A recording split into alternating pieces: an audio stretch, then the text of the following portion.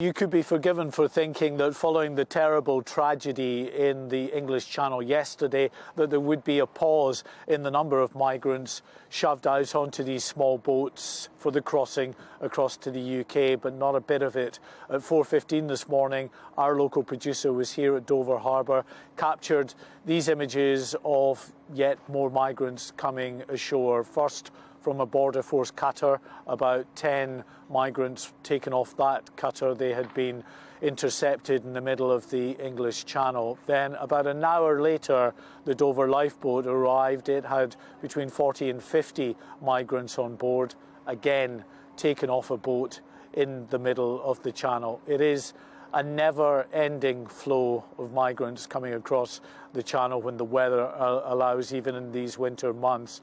And it's something, of course, that the Home Secretary is grappling with as a matter of urgency now. I want to show you, actually, while we're here at Dover Harbour, you can see some of the Border Force personnel there.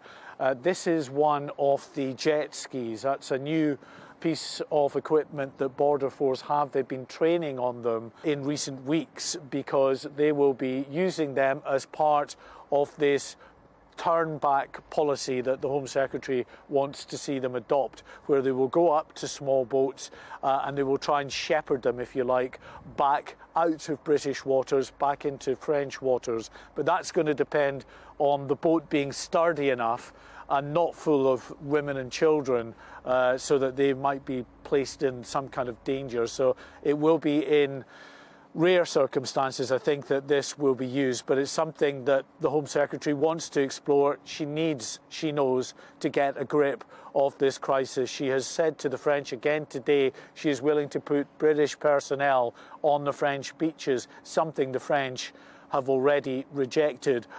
Now, we're learning a bit more about the boat as well at the centre of this tragedy. It's been described by the French as a flimsy inflatable. Well, we understand it was a Chinese-built boat. We're showing you some pictures now of a model, the same model of boat, towed into Dover Harbour. You can see it's a long, skinny boat, grey in colour, but very flimsy. It is prone under direct sunlight to popping because the seams on this inflatable are so weak. It can't really take any weight. There were 30 people on board this vessel, and we think that those seams just ruptured and it began deflating, and of course those people were thrown into the water and drowned or died of hypothermia before the rescue services could get to them. Utterly tragic. 5 people have now been arrested in connection with yesterday's tragedy.